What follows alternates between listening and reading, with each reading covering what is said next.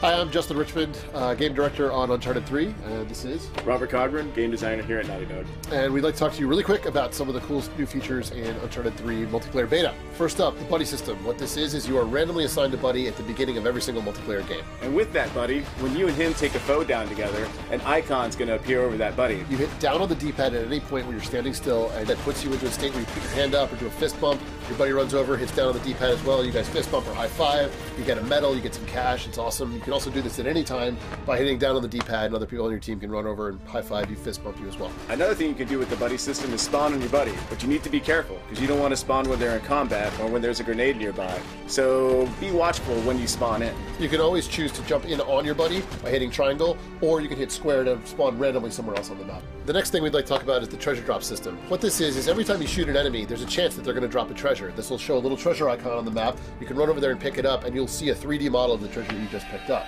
This also means that you can use these things to unlock sets of things. You want to talk about that a little bit? Yeah, so when you complete a treasure set, that's actually going to unlock something for you for your character appearance. From a hat to a shirt to even some pants and shoes. Additionally, when you complete a treasure set, it'll also unlock an emblem piece. So you're able to use that off the bat. One thing to remember about the treasure pieces real quick is that when a treasure drops, it's just for you. The only person that can see that treasure on the field is your buddy. And your buddy will see a green treasure icon on the playing field, and your buddy can pick it up for you. So that means you always want to stick near your buddy, because if he drops a treasure or you drop a treasure, you can grab them for each other, pick them up, and you get the icon. Right? You never leave your buddy. Never leave your buddy. Next system, paid boosters. What this is right before the match starts, you'll get a special screen that'll come up, if you can afford it, where there's a list of paid boosters in the game. And what these do is they grant you a temporary one-game advantage. Right. They show up as blue. You can pick from a whole list of them. They're at variable cost. Now, the thing you need to be careful of is this is the same money you're using to spend on weapon mods, booster upgrades, all that kind of stuff. So you got to, determine whether you can afford it or not, or whether you want to use it just for this one game as an advantage. Another cool thing about the paid boosters is that as you're playing a match, say you've racked up some cash, you can purchase one while you're playing. And that's given to you automatically. But again, keep in mind, a paid booster is only good for one match, so be careful when you buy them. All right, next quick thing is the Facebook integration. You'll see a tab on the main interface of the multiplayer screens where you go across, you select Facebook, say sign in, you can sign into the XMB, and what this means is you can actually play with your Facebook friends even if you're not PSN friends. So you'll see all your Facebook friends that are playing the beta, and you can jump into a game with them, all the same benefits of being PSN friends, only it's just through Facebook. It's right. Really cool. Medal kickbacks. So medal kickbacks in Uncharted 3 multiplayer are enhancements that you can activate once you get a certain number of medals in the game. So you'll see the number of medals you're collecting in the upper left part of the screen. And next to that is the medal kickback you have equipped.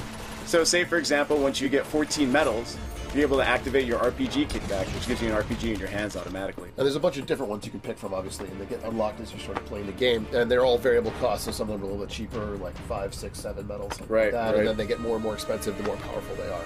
Yeah, they're pretty fun to use, so have fun with them. Yeah, and keep your ears open. They're always we always tell you in the interface, like, hey, you can use your kickback now, so you always know when you have a chance to use these things. The other thing is you should be careful because people can use them against you, so always keep a heads up on that. And the other thing is you can get these medals through treasure chests. You want to talk about that? Right, so as you're playing the game, you'll see treasure chest icons that appear throughout the map. And when you go to a treasure chest and press a button on it, you either get some medals, a treasure piece, or a paid booster. So you should always be going after treasure chests. Yeah, it's a really good idea if you see one of those pop up to go get it. Now the thing is, they're kind of honeypots, so people are going to go after them, so you've got to be careful when you're heading out to get one of those things. Boosters. So you upgrade your boosters through doing various medal feats, is that correct? Yeah, but first we should probably say that boosters get unlocked by rank, and then you got to buy them. So that cash we were talking about before, when you're spending it on paid boosters, you need to buy the boost. These are boosters you buy one time, and they have a permanent. Once you have them, they're permanent. They're yours to keep. Yes. And so boosters get upgraded though once you purchase them by doing specific feats in the game and earning medals. Right. And so the way the booster upgrades is when you go to your booster list, you'll be able to see what medals you need to get, or a medal type you'll need to get to upgrade it. So for example, for something like Power Hunter, you need to get the medal called Power Killer. And you need to get that a certain number of times before it's upgraded. And if you ever have a question, you can always go into your booster list. It'll tell you what medal you need, and you can actually go straight from there into the medal list and see what medal you need to earn and how you earn it in order to get that upgrade. In the interface, we have a couple shortcuts for you guys. Yeah. So at any given point, you can always hit square, go in and see all your customization stuff. You can see your guns, you can see emblems, you can see the hero pieces you want to get. That's the fast way to get there. Right. To set your default loadout, so you have 4 different choices for your loadouts, you can hit R1. and Right. that will set that loadout as being your As the default. If you go into your booster page and you want to see what medal you need to upgrade it, Square again will take you to the correct medal. Take you to the middle page. See what you want to see. If you go into the records menu, that's where the treasures are listed. You can Right. see the sets that you have, how many different pieces you have, and what they give you when they unlock. Right. Thank you guys so much for listening. Hopefully we'll see you online. I'm Wild Speculation. I'm Cog182. Have fun in the beta. Take it easy, guys.